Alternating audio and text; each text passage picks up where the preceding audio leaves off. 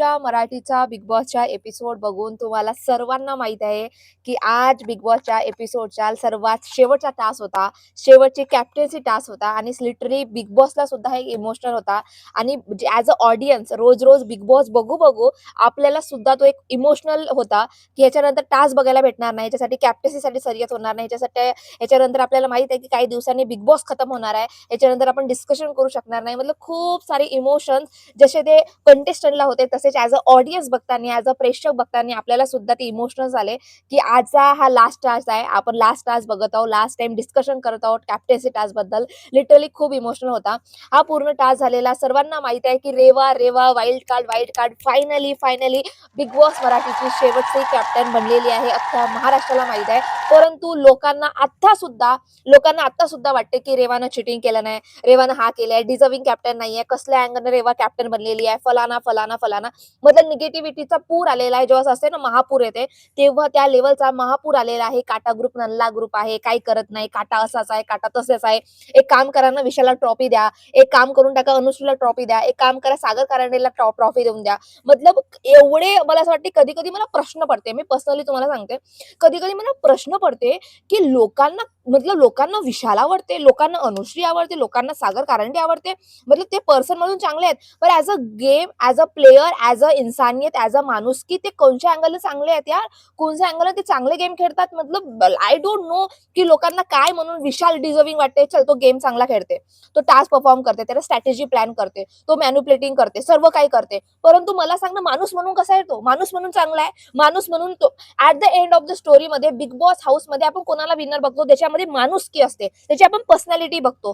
मागच्या वेळी सूरज चव्हाण त्याला काही गेम करत होता काहीच नव्हता कळत, परंतु लोकांना त्याची माणुसकी आवडली, लोकांनी त्याच्यामधली माणुसकी बघितली म्हणून तो विनर झाला. परंतु लोक एवढे आहेत, नाही विशाल चांगला गेम खेळते, राकेश बापट काय नल्ला आहे, हा काय नल्ला आहे, काटा ग्रुप काय नल्ला आहे, हेच गेम खेळतात, हेच चांगले प्लेयर आहेत, ह्यांनाच विनर बनवा. परंतु तो बिग बॉस काही गेम आहे, बिग बॉस काही प्लेयर आहे, बिग बॉस काही कॅप्टन्सी टास्क नॉमिनेशन टास्कच आहे पुरता आहे का? परंतु बिग बॉस ह्याच्या पलीकडे आहे. बिग बॉस हा पर्सनॅलिटीचा गेम आहे. तुम्ही माणूस म्हणून कसे आहात, माणूस म्हणून कसे वागता, त्या गेम मध्ये दाखवले जाते. आणि अख्खा महाराष्ट्र हा गेम किंवा नॉमिनेशन टास्क कसे खेळता, प्रामाणिक आहे का नाही आहे, हा आहे का तो आहे, त्याच्यापेक्षा तो माणूस म्हणून कसा आहे, प्रत्येक गेम मध्ये प्रत्येक टास्क मध्ये कशा रीतीने माणुसकीने प्रामाणिकपणे खेळते का काय, ह्या सर्व गोष्टी महाराष्ट्र बघतो आणि त्याच्यानंतरच तो विनर होतो. परंतु मला कधी कधी असा प्रश्न पडते की जे विशालला सपोर्ट करतात, म्हणजे करा चांगली गोष्ट आहे, परंतु त्याची पर्सनॅलिटी, त्याच्या अंदर जे माणुसकी आहे, त्याने एवढा फिजिकली हार्म झाला, त्यानं राकेश बापटला फिजिकली मारलं, तरीही लोक त्याची पट्टी मानून विशालला ट्रॉफी द्या, विशालला सपोर्ट करत आहे. मतलब लिटरली त्याला घराच्या बाहेर जायला पाहिजे, तरी तो घरात वाचलेला आहे. लिटरली अशा लोकांना लोक सपोर्ट करतात आणि म्हणतात की रेवा अनडिझर्विंग आहे, रेवाला फुकटात कॅप्टन्सी भेटली, रेवाने काही केलं नाही, रेवाला चिटिंग भेटली, राकेश बापट नल्ला आहे, राकेश बापटनं नल्ला संचालन केलं नाही. मतलब बाप रे बाप, एवढ्या साऱ्या गोष्टी चालू होतात. ह्या सर्व गोष्टी चालूच असणार, परंतु रेवा डिझर्विंग कॅप्टन झाली की नाही झाली हे मी तुम्हाला आज सांगणार. आजच्या एपिसोडची सुरुवात झाली आणि खूप खूप चांगल्या रीतीने आजच्या एपिसोडची सुरुवात झाली. त्याच्यानंतर एपिसोड आजकाल जे टास्क होत आहेत ना, म्हणजे कालच्या तुम्ही टास्क बघा, प्राइज मनीचा टास्क म्हणा, आणि मग ह्याच्यानंतर आजच्या टास्क म्हणा, लास्ट कॅप्टन्सीचा टास्क, मला खूप जास्त बिग बॉसचे कॅप्टन्सीचे टास्क आवडत आहेत किंवा जे टास्क कालपासून परफॉर्म होत आहेत ना, मला खूप आवडत आहेत. कारण की ज्याप्रमाणे प्रामाणिकपणे सर्वजण खेळत आहेत, काही चिंगड नाही, काही गालीगलोच नाही, काही फायटिंग नाही, काही फिजिकल हार्म नाही, सर्वजण खूप चांगल्या रीतीने, चांगल्या वेने, चांगल्या मतलब स्ट्रॅटेजी प्लॅन करून व्यवस्थित गेम खेळत आहेत. मला खूप असे गेम बघायला एवढा इंटरेस्ट आणि एवढा शांतपणे पूर्ण एपिसोड गेला ना, खरंच मला खूप खूप खूप आवडला. आजच्या एपिसोडची सुरुवात झाली आणि आजच्या एपिसोडची सुरुवात झाली तर कॅप्टन्सी टास्क पासूनच सुरुवात झाली डायरेक्ट, की कॅप्टन्सी टास्क वगैरे परफॉर्म वगैरे होणार आहे. आता आपल्याला सर्वांना माहिती आहे की मागच्या वेळेस सागर हा डायरेक्टली सिलेक्ट झाला होता कॅप्टन्सी उमेदवार म्हणून. तर बाकीचे जे 4 लोक होते, दीपाली, अनुश्री, रेवा आणि दीपाली, ह्या 4 लोकांमध्ये कॉम्पिटिशन होणार होता. आणि बिग बॉसने ना खूप सुंदर आणि खूप मेंटली आणि खूप चतुर आणि खूप छान टास्क सुद्धा दिला होता, की असे रॉड राहणार, 2 रॉड राहणार, जो व्यक्ती खेळणार आहे त्याला डिसाईड करायचं आहे की माझा हेल्पर कोण राहणार, की जो अडथळा पुढच्या जो अपोजिट आहे त्याच्यामध्ये अडथळा वगैरे निर्माण करणार, असा वगैरे गेम होता. खूप सिंपल गेम होता. आता पहिल्या श्री आणि दीपाली आली. मी तुम्हाला खरं सांगू का, मला दीपालीला ना कॅप्टन बघायचं होतं, म्हणजे ती कॅप्टन्सी कशी खेळते, कारण की आतापर्यंत बिग बॉस हाऊस मध्ये बघितलं आहे, बिग बॉस हाऊस मध्ये वगैरे मतलब तिच्या भांडण बघा, तिचे गेम बघा, किंवा तिच्या टास्क परफॉर्म म्हणा, किंवा तिची चुगली म्हणा, किंवा तिच्या रडणं बघा, किंवा ह्या सर्व गोष्टी बघितल्या, पण तिला ऍज अ कॅप्टन बघून बनायची ना, मला असं वाटत होतं की तिला कॅप्टन बनायचं आहे, म्हणजे कॅप्टन कशी होईल किंवा कशी कॅप्टन्सी करेल ते वेन बघायचं होतं. परंतु अनुश्री आणि नंतर दीपालीचा गेम सुरू झाला आणि दीपालीने चॉईस केलं रेवा आणि अनुश्रीने चॉईस केलं सागरदादा आणि ह्याच्यानंतर एक गेम वगैरे परफॉर्म करत होते आणि मला खरंच एक गोष्ट सांगते, सागरदादाने खूप चांगला परफॉर्म केला. सागरदादा इकडे, मग रेवानी खूप चांगला परफॉर्म केला. सर्वांनी आपला 100% दिला. कोणी काही चिटिंग वगैरे केला नाही आणि राकेश बापट हा संचालन करत होता आणि ह्या दोघांचा छान गेम चालू होता. परंतु ह्या गेममध्ये ना सर्वात जास्त इम्पॉर्टंट जो आहे ना, त्याच्यामध्ये तुमची स्पीड इम्पॉर्टंट आहे, सेकंडरी इम्पॉर्टंट आहे. पण सर्वात जास्त इम्पॉर्टंट ह्या गेममध्ये होता, ह्या कॅप्टन्सी टास्कमध्ये होता, तो म्हणजे तुमचा लक. तर तुमचा लक चांगला असेल तर तुम्हाला चाबी भेटणार. तुमची चाबी ते व्यवस्थित भेटेल तर त्याला लवकर खोलाल आणि त्याला लवकर खोलला भेटेल तर तुम्हाला तो कॅप्टन्सीचा लोगो भेटणार आणि तुम्ही जिंकू शकाल ती फेरी. तर सर्वात जास्त इम्पॉर्टंट जी गोष्ट होती ती म्हणजे लक होती. तुम्ही किती अडथळे आणा, किती काही करा, पण तुमची चाबी भेटली, तुमच्याकडे लक असला तर तुम्हाला आज कॅप्टन बनवण्यापासून कोणीही मागे हरू शकत नाही. त्याच रीतीने आजच्या सर्वात जास्त इम्पॉर्टंट जी गोष्ट होती ना ती होती लक आणि पहिल्या फेरीमध्ये अनुश्रीचा लक चालला आणि अनुश्रीने फटाफट आणि ते कसं अनुश्री खूप पातळ आहे, अनुश्री खूप अशी जाडी नाही आहे आणि अनुश्री चतुर आहे फर्स्ट स्पीड मध्ये लवकर तिच्या चाब्या क्रॉस होत्या, लागली नाही लागली, मग लागली नाही लागली, लागली नाही लागली, क्रॉस होत्या. तिकडे बघायला तर दीपालीच्या थोडा हळूहळू चालू होता कारण की दीपालीचा वेट पण आहे आणि ती जाडी पण थोडी डिफिकल्ट होती आणि सागरनं खूप चांगल्या रीतीने अडथळा सुद्धा निर्माण केला होता. तर जी दीपाली आहे हळूहळू हळूहळू आणि तिचा लक पण नव्हता. पहिली गोष्ट दीपालीचा लक पण नव्हता, अनुश्रीचा लक होता. अनुश्री पटपट गेली आणि अनुश्री ह्या पहिल्या फेरीमध्ये जिंकली आणि सर्वांना आनंद झाला आणि दीपाली अशा रीतीने कॅप्टन्सी टास्क, शेवट कॅप्टन्सी टास्क अजून हारली आणि अजून मग थोडा निराशा झाली तिला की मी कॅप्टन सुद्धा मी बनू शकले नाही. दुसरी फेरी आणि दुसरी फेरी खूप इम्पॉर्टंट होती, ती म्हणजे होती तन्वी आणि रेवामध्ये होती. आता रेवाने डिसाईड केलं की मी कोणाला घेऊ माझ्या हेल्पर म्हणून जो माझ्यासोबत खेळेल, तर तिने डिसाईड केलं की अनुश्रीला पिच करते. जेव्हा ती अनुश्रीला पिच करायला गेली तेव्हा ती म्हटली की मी तुझ्या रीतीने अनफेअर रीतीने खेळेन, कधी मला तन्वी सिलेक्ट करेल आणि मी तन्वीसाठी ऑनेस्टीने खेळेल, पण तुझ्यासाठी मी ऑनेस्टीने खेळणार नाही. ह्याच्यातच ती अनुश्री हारली. त्याच्यानंतर रेवा हे सागरदादाकडे गेली आणि सागरदादाला म्हटले की तुम्ही अनफेअर खेळाल का वगैरे वगैरे. तेव्हा सागरदादाने म्हटलं की मी अनफेअर खेळणार नाही. तेव्हाच मला असं वाटलं की यार कालपासून सागर लिटरली मन जिंकत आहे. जेव्हापासून तो इंडिव्हिज्युअल दिसत आहे, कालपासून ना तो विशालच्या छत्रछायापासून थोडा दूर दिसत आहे. कालपासून त्या दिशेने तो टास्क परफॉर्म करत आहे. त्या टास्कमध्ये तो प्रामाणिकपणा दाखवत आहे ना, ते लोकांना आता आवडायला लागलेली आहे. एवढ्या दिवसापासून फक्त शेपूट शेपूट म्हणून दिसलेला होता, परंतु आता खरंच खूप चांगल्या रीतीने प्रामाणिकपणा त्याच्यामध्ये दिसत आहे. आपल्या टोळीसारखा अनुश्रीसारखा तरी तो अनफेअर नाही खेळला आणि मग रेवाच्या बाजूने तो सागर म्हणून हेल्पर झाला आणि मीने डिसाईड केलं हेल्पर म्हणून दीपाली. त्याच्यानंतर टास्क सुरू झाला आणि तन्वीची थोडी तब्येत बिघडलेली होती, तब्येत थोडी नाजूक होती आणि या वीकमध्ये तुम्ही बघाल ना तर तन्वी खूप अशी शांत दिसत आहे, खूप अशी तडाखी-तुडाखी नाही दिसत आहे किंवा खूप तिच्यामध्ये स्पार्क दिसत नाहीये. असं वाटत आहे की दीपाली किंवा राकेश जास्त दिसत आहे, त्याच्या खालची थोडी तन्वी दिसत आहे. तन्वीमध्ये या वीकमध्ये थोडी तन्वी मागे पडली आहे कारण की तिची तब्येत म्हणा किंवा प्रभू गेला म्हणून किंवा काही ते कॅप्टन होती म्हणून. जेव्हा ती कॅप्टन असते ना, एक गोष्ट नोटीस कराल, जेव्हा पण ती कॅप्टन असते ना, तेव्हा तिच्या गेम थोडा स्लो होते. तिला वाटतं की आता कॅप्टन बनलेले आहे, तेवढं करण्याची गरज नाहीये, तेवढा इनपुट द्यायची गरज नाही कारण की ऑलरेडी आपण सेफ आहोत. तर म्हणून जेव्हा ती कॅप्टन बनते ना, तिच्या गेम ना तेवढा दिसत नाही, थोडा खाली दिसते. तर याच मध्ये ती थोडी खाली दिसत होती.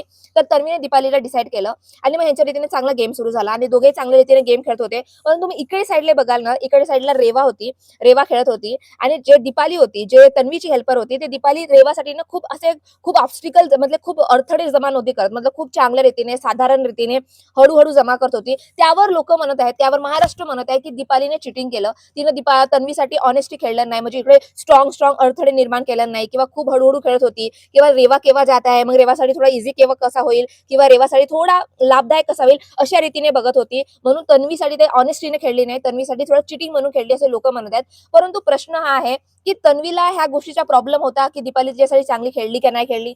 तन्वीला प्रॉब्लेम नव्हता. प्रश्न हा आहे दीपालीला रेवाला बनवायचं होतं की नव्हतं. तिला पहिल्यापासूनच रेवाला बनवायचं होतं. प्रश्न हा आहे की महाराष्ट्राला तन्वीला अजून थर्ड टाइम कॅप्टन बघायचं होतं. मी तुम्हाला खरं सांगते, मला तन्वीला ऍज अ ऑडियन्स मी सांगते की मला रेवा चालेल, मला दीपाली चालेल, परंतु मला ना तन्वीला नव्हतं बघायचं कॅप्टन म्हणून की तिची आताच कॅप्टन्सी झाली आहे आणि अजून ती कॅप्टन बनणं म्हणजे हजम होणारी गोष्ट नव्हती आणि मला ऍज अ ऑडियन्स बघायचं सुद्धा नव्हतं. आणि दीपालीला पण रेवाला सपोर्ट करत होती आणि ह्या गोष्टीमुळे जे चिटिंग म्हणत आहेत ना, चिटिंग काय असते ना की तुम्ही चिटिंग अशी असते की ती आपल्या डोळ्याच्या खालून होत आहे किंवा आपल्याला ती माहित नाही की ती चिटिंग होत आहे की नाही होत आहे. परंतु दीपालीचा क्लिअर होता की दीपाली रेवाला सपोर्ट करते, तर करते, पहिलेपासूनच करते आणि तिला कॅप्टन बघायचं होतं, तिला बघायचंच होतं. परंतु ह्या सर्व गोष्टीमुळे ऑब्स्टिकल जो ओपन आहेत, जे आपण रीतीने झालेले आहेत. एंड ऑफ द स्टोरीमध्ये सर्वात जास्त इम्पॉर्टंट आहे तो म्हणजे लक. तुमच्याकडे लक असेल, तुमच्याकडे चाबी तुम्ही इकडे पटपट आणत असाल किंवा चाबीमुळे तुमचे लवकर लागत असतील तर सर्वात जास्त इम्पॉर्टंट तो आहे. आणि दुसरीकडे बघाल तर सागर दादा चांगल्या रीतीने ऑब्स्टिकल वगैरे सर्व करत होते, परंतु तन्वीची तब्येत बिघडलेली होती आणि तन्वी तरी पण चांगली खेळत होती, परंतु तन्वीचा लक नव्हता, चाबी तिच्या लवकर लागत नव्हत्या. परंतु रेवाच्या चाब्या लवकर लवकर लागल्या किंवा लागल्या पण तिला भेटल्या सुद्धा त्या रीतीने. परंतु मला वाटते की ऑब्स्टिकलचा हा चिटिंग, मला असं वाटत नाही की हे खूप मोठी चिटिंग आहे, खूप मोठं चिटिंग आहे. कधी तन्वीनं ऑब्जेक्शन उठवलं नसतं दीपालीला की दीपाली तू चिटिंग केलीस, तिच्यासाठी आरामशी करत होतीस, तेव्हा वाटलं असतं की तिनं बॅकस्टेप केलं नाही. परंतु तन्वीला दीपाली ज्या रीतीने खेळत आहे किंवा दीपाली रेवासाठी ज्या रीतीने ऑब्स्टिकल जमा करत आहे किंवा नाही करत आहे, त्याचा हिला काही फरक पडत होता किंवा काही लेणं देणं नव्हता. तिच्या असं होतं की तन्वी झाली, रेवा झाली, माझ्यासाठी एकच आहे. परंतु दीपालीचे ग्रुप मधलीच होती आणि दीपालीला स्वतः वाटत होतं की मी आरामशीर खेळते, आरामशीर खेळते. ती आरामशीर खेळत होती, ती तिची इंडिव्हिज्युअल चॉईस होती. मला तरी नाही वाटत की हे चिटिंग आहे म्हणून, मतलब चिटिंग न बघू शकत नाही. चिटिंग अशी असते की ते आपल्या डोळ्याच्या खालून होते, त्याला चिटिंग म्हणतात. परंतु दीपालीचा क्लिअर होता की तिला रेवाला जिंकायचं आहे आणि ते चांगल्या रीतीने खेळत होती. पण एंड ऑफ द स्टोरीमध्ये लक इम्पॉर्टंट आहे आणि रेवामध्ये लक होता आणि रेवा ह्या अशा रीतीने तिने रेवा ही पहिली फेरी जिंकली. पर्सनली सांगू ना, ऍज अ ऑडियन्स मला रेवालाच बघायचं होतं, मतलब कॅप्टन बघण्यासाठी, कारण की रेवा आतापर्यंत कॅप्टन झालेली नाहीये आणि literally she is a deserving captain. कारण की जेव्हापासून वाईल्ड कार्ड म्हणून आलेली आहे आणि ऍज अ वाईल्ड कार्ड म्हणून ते खेळत आहे ना, लिटरली खूप छान खेळत आहे. आता लोका रीतीने 2 फेऱ्या झालेल्या होत्या. आता अनुश्री एक विनर होती आणि रेवा विनर होती. आता ह्या दोघांमध्ये कट्टर लागलेली होती. आता या दोघांमध्ये टक्कर होती, तेव्हा अनुश्री एका साईडला होती आणि रेवा एका साईडला होती. रेवाने डिसाईड केलं की तिला तन्वीला हेल्पर म्हणून बघायचं आहे आणि अनुश्रीने डिसाईड केलं होतं की त्या सागर म्हणून हेल्पर बनायचं आहे. मध्ये खूप कट्टरची फाईट चालू होती, कारण की अनुश्री सुद्धा स्पीड आहे, अनुश्री बारीक सुद्धा आहे, अनुश्री चांगल्या स्पीडने खेळते आणि ती तिच्यामध्ये बारीक आहे म्हणजे तिच्यामध्ये ती थोडी पातळ आहे आणि पातळ असल्यामुळे ते पटपट पटपट जाऊ शकते. आणि रेवा पण खूप छान गेम खेळते. रेवाने पण ती रेवामध्ये हायटेड आहे, रेवामध्ये पण चातुर्य आहे, पटपट ती पण गेम खेळत होती आणि या दोघांमध्ये छान रेस लागलेली होती. आता हिचे ऑलरेडी 2 टाले खुललेले होते, आता हिचे बी 2, मग हिचे हळूहळू हिचे बी 2 टाले खुललेले होते. ह्या दोघांचे असे करता करता 2 टाले चांगल्या रीतीने खुलले, परंतु आखरीची चाबी सर्वात जास्त इम्पॉर्टंट होती आणि आखरीची चाबी म्हणजे आखरीची चाबी सर्वजण ट्राय करतो. तिकडे अनुश्री ट्राय करते, आखरीची चाबी तिची लागत नाही. इकडे रेवा ट्राय करते, आखरीची चाबी तिची पण लागत नाही. म्हणजे बिलकुल कट्टर कट्टर कट्टर चाललेली होती. बिलकुल अनुश्री पण जिंकू शकत होती, रेवा पण जिंकू शकत होती. अनुश्री रेवा, अनुश्री रेवा, अनुश्री रेवा, मतलब बिलकुल कट्टरचा कोणीही जिंकू शकत होता. परंतु एंड ऑफ द स्टोरी मध्ये लक इम्पॉर्टंट आहे आणि ह्याच्यामध्ये रेवाचा लक खूप चालला आणि रेवा अशा रीतीने आखरीची चाबी, लिटरली आखरीची चाबी लागणार होती आणि रेवाची लवकर चाबी लागली. त्या रीतीने रेवा जिंकली आणि लिटरली रेवामध्ये आज लिटरली असा होता की भगवान भी तिला आशीर्वाद देत आहे की बेटा तू बन कॅप्टन बन. लिटरली रेवाचा लक खूप चांगला होता आणि रेवाचा लक खूप चालला आणि तिची चतुराई सुद्धा होती आणि अनुश्री सुद्धा चांगल्या रीतीने खेळली. परंतु एंड ऑफ द स्टोरी मध्ये सर्वात इम्पॉर्टंट आहे तो म्हणजे लक आणि अशा रीतीने रेवाने चांगल्या रीतीने गेम खेळून तिचा लक चालला आणि चांगल्या रीतीने हा सुद्धा राऊंड ती जिंकली. शेवटचा राऊंड होता, त्याच्यामध्ये डिसाईड होणार होता की बिग बॉस मराठी 6चा शेवटचा कॅप्टन कोण होणार, कोण फायनल मध्ये जाणार, सर्वात इम्पॉर्टंट होता. आता सागर कारंडे पहिलेचा डिसाइडेड होता. आता शेवटचा राऊंड सुरू झाला आणि शेवटचा राऊंड हा सर्वात इम्पॉर्टंट होता, कारण की मराठी बिग बॉस 6चा शेवटचा कॅप्टन कोण बनणार ह्याच फेरीमधून डिसाइडेड होता. दुसऱ्या साईडला होते, एका साईडला होते आपले सागर कारंडे, जे ऑल डिसाइड होते कॅप्टन्सीसाठी. मागच्या एपिसोडमध्ये ज्या प्रकारे विशालने म्हणा, राखीने म्हणा आणि राकेशनं ह्याला ऑलरेडी उमेदवारी दिली होती आणि आता दुसऱ्या साईडला होती रेवा, जे 2 राऊंड जिंकून आलेली होती. आता ह्यांनी डिसाईड केलं की ह्यांचे हेल्पर कोण आहे. सागर कारंडेने अनुश्रीला डिसाईड केलं आणि रेवाने तन्वीला डिसाईड केलं आणि खूप चांगल्या रीतीने प्रामाणिक रीतीने गेम डिसाईड झाला होता की प्रामाणिक रीतीने गेम खेळून, काहीही चिटिंग न करता, काहीही गोष्टी न करता, खूप चांगल्या रीतीने वगैरे वगैरे गेम वगैरे खेळून आता यांचे गेम वगैरे वगैरे खूप चांगल्या रीतीने चालू होते. चांगल्या रीतीने तन्वी आणि अनुश्री एकामेकाचे ऑब्स्टिकल्स टाकत होते आणि मला लिटरली हा गेम बघायला खूप आवडत होती. आता एक मी बघितलीस की सागर कारंडे ज्यातून जात होता ना, सागर कारंडेचा ट्रे इथं होता, जो नॉर्मली वर होता. मग ह्याने कोणतरी म्हटलं, काय म्हटलं, तर सागर कारंडेने तो ट्रे खालीच घेतला डायरेक्ट. त्यावर राकेश चिल्लावत होता की तू सागर ट्रे खाली घेऊ शकत नाही वगैरे वगैरे असं काहीतरी झाला. त्याच्यानंतर रेवा गेम खेळत होती. रेवा सुद्धा चांगल्या रीतीने ऑब्स्टिकल वगैरे जमा होत होती, इकडे तिकडे जात होती. रेवाचे सुद्धा चाब्या लागत होत्या, नाही लागत होत्या, सुरू होता. त्यावर राकेश आला आणि राकेशने तिच्या जो चाब्या आहेत खाली फेकून दिल्या, की म्हणजे रेवा सागरने ट्रे खाली घेतला तर राकेशला वाटलं की रेवाला सुद्धा इझी झाल्या पाहिजे, तर रेवासाठी त्याने चाबी खाली फेकल्या आणि तो खूप बायस्डपणा वाटला. असं वाटलं की राकेश जो आहे ना, खूप रेवाला हेल्प करायची कोशिश करत आहे किंवा बायस्ड वाटत आहे. परंतु मला सांगा, राकेश हा काटा ग्रुपचा आहे आणि ऑब्व्हियसली त्याला थोडं बघायचंच होतं की रेवा जिंकते जिंकल्या पाहिजे किंवा आपला असते ना की आपला खेळाडू आपण ज्या लोकांना सपोर्ट करतात त्यांच्यासाठी थोडा आपला हितचिंतक असते. मला तरी वाटत नाही की याच्यामध्ये बायस पण आहे. त्यानं लिटरली चाबी फेकलं ओके ते तुम्ही बनू शकता बेनिफिट ऑफ डाऊट देऊ शकता की तो बायस पण आहे आणि हे तर ट्रूथ आहे की त्याला रेवालाच बघायचं होतं ॲज अ विनर म्हणून ते ट्रूथ आहे आणि थोडा बहुत तो हेल्प करायची कोशिश सुद्धा करत होता त्यात ठीक आहे. परंतु मी तुम्हाला एक गोष्ट सांगते रेवानी 2 चाब्या एकही वेळा घेतल्या नाही. रेवाने फक्त एकच वेळा एकच चाबी घेतलं आणि एक प्रामाणिकपणे रेवा खेळत होती. रेवाने एकही चिटिंग केलं नाही. आता खूप लोक म्हणतात अनडिझर्विंग आहे, अनडिझर्विंग आहे, अनडिझर्विंग आहे. तर मला सांगा कोण डिझर्विंग आहे तुमच्यासाठी? कोण डिझर्विंग आहे? अनुश्री डिझर्विंग आहे. अनुश्रीचा लक चाललेला नाही. सागर कारंडेचा लक सुरू आहे. तर सागर कारंडेचे सुद्धा लक चालले नाही. अखेरच्या फेरीमध्ये सर्वांचे खूप कट्टू चाललेला होता आणि अखेरच्या फेरीमध्ये खरं सांगते सागर कारंडेच्या बी चाब्या लागलेल्या होत्या आणि रेवाच्या सुद्धा चाब्या लागलेल्या होत्या. सर्वांच्या 2-2 चाब्या झाल्या होत्या. आखरीची चाबी बाकी होती आणि आखरीच्या चाबीमध्येच रेस सुरू होती. एक जण आणत आहे, एक जण जात आहे, एक जण आणत आहे, एक जण जात आहे. परंतु जिकडे सागर कारंडे 2 चाब्या होत्या फक्त आणि रेवाच्या सुद्धा 2 चाब्या होत्या. सागर कारंडेने एक चाबी उचलली आणि तो इकडे आला आणि रेवाने सुद्धा एक चाबी उचलली आणि तिकडे आणला. रेवाची चाबी लागली, सागर कारंडेची चाबी लागली नाही. अशा रीतीने सागर कारंडे हारला आणि रेवा जिंकली आणि रेवाच्याकडे लक होता. रेवा हे प्रामाणिकपणे खेळली. रेवा ही डिझर्विंग कॅप्टन आहे आणि रेवाने ज्या रीतीने 2 फेऱ्या खेळल्यानंतर स्वतःसाठी फेरी खेळली आणि लोकांची हेल्प सुद्धा केली. दीपालीची हेल्प केली, हेल्पर बनली, स्वतःचा गेम खेळला. मग अनुश्री सोबत फाईट केलं, तन्वी सोबत फाईट केलं, मग सागर कारंडे सोबत फाईट केलं. लगातार 3-4 फेऱ्या त्या मुलीने खेळल्या. लगातार तिच्यामध्ये स्ट्रेंथ नव्हती. तिनं तिनं कोणालाही मनाई केलं नाही की मला राऊंड खेळायचा आहे, मला लास्ट राऊंड खेळायचा आहे, तर मला सिलेक्ट नको करा, मी थकीन, मला त्रास होईल. एकही वेळ तिनं काही बहाणा दिला नाही. ज्या व्यक्तीसोबत ते खेळली त्या व्यक्तीसोबत ती खरंच खूप प्रामाणिक होती आणि प्रामाणिकरीत्या तिने गेम खेळली आणि तिच्याकडे लक होता आणि लकमुळे ती विजेती झाली. तर कोणी अनडिझर्विंग नव्हता. त्या तुम्ही खूप लोक म्हणत की राकेश बापटनं तिला चिटिंग केलं, राकेश बापटनं हा केलं तो केलं. तो हेल्प करायची कोशिश करत होता कारण की सागरने तिकडून ट्रे खाली घेतला होता. तो हेल्प करायची कोशिश करत होता. परंतु रेवाने चिटिंग न करता स्वतःच्या बळावर, स्वतःच्या चारित्र्यानं आणि स्वतःच्या लकवर ते गेम जिंकला आणि खरं मी सांगते एवढ्या फेऱ्यांनी जी वारंवार खेळल्यानंतरही त्या मुलीमध्ये स्ट्रेंथ होती, त्या मुलीमध्ये स्पीड होती आणि त्या मुलीमध्ये तिने एकही वेळा असं म्हटलं नाही की मी थकलेली आहे, मला जमत नाहीये. तिने एकही वेळा म्हटलं नाही तर स्वतःचा गेम प्रामाणिकपणे खेळली आणि ते डिझर्विंग कॅप्टन होती मला तरी वाटते. आणि सर्वात इम्पॉर्टंट आहे लक आणि रेवाकडे लक होता आणि रेवा अशा रीतीने आणि मला सुद्धा पर्सनली खूप आनंद झाला की रेवा डिझर्विंग कॅप्टन होती आणि रेवाला बनायचं होतं कॅप्टन आणि वाईल्ड कार्ड बनवून ते खूप स्ट्रॉंग परफॉर्म केलं आणि वाईल्ड कार्ड बनवून ती आखरी बनलेली आहे. म्हणजे ते तुम्ही संकेत म्हणा, संस्कृती म्हणा, त्या दोघांमधून रेवा जे आहे ते आतापर्यंत बिग बॉसच्या हाऊसमध्ये आहे आणि आता कॅप्टन बनली. टास्क चांगल्या रीतीने परफॉर्म करते, स्वतःचे पॉईंट ऑफ व्ह्यू चांगल्या रीतीने मांडते. तर रेवा ही खूप डिझर्विंग कॅप्टन आहे. मला तरी खूप आवडली रेवा ॲज अ कॅप्टन म्हणून आणि अशा रीतीने बिग बॉस मराठी स्ट्रीटची शेवटची कॅप्टन रेवा बनलेली आहे आणि खरंच खूप आनंद झाला आणि रेवाचे मग सेलिब्रेशन वगैरे केला, खूप वगैरे छान झालं, सर्व गोष्टी झाल्या. तर विशाल गेला रेवाकडे की यार कॉंग्रॅच्युलेशन यार, मला नेहमी तुला सपोर्ट करतो, नेहमी मला तुला बघायचं होतं. हा विशाल आतापर्यंत फक्त सागर कारंडे किंवा अनुश्री विजेती झाल्या पाहिजे, अनुश्री विजेती झाल्या पाहिजे असा म्हणणारा हा, अरे रेवा जिंकली नाही पाहिजे रे, रेवा नाही जिंकल्या पाहिजे, रेवाला काही जिंकू नाही द्यायचं नाही, नाही रेवा नाही, रेवा नाही असा म्हणणारा रेवाच्या तोंडासमोर जाऊन म्हणते की हो किती छान खेळलास. म्हणजे किती डबल जोडकी आहे ना हा विशाल. तुला रेवा नाही आवडत तिच्या तोंडावर जाऊन म्हणणं की तुला नाही आवडत आहेस, मला तुला कॅप्टन बघायचं नाहीये. तेवढी धमक त्याच्यामध्ये नाहीये. आणि दुसरी गोष्ट हा आजकाल तुम्ही बघत असाल तर सागर कारंडेला खूप सपोर्ट करत आहे. अनुश्रीला अचानक हा सपोर्ट करत नाहीये कॅप्टन्सीसाठी, कॅप्टन्सी उमेदवारासाठी.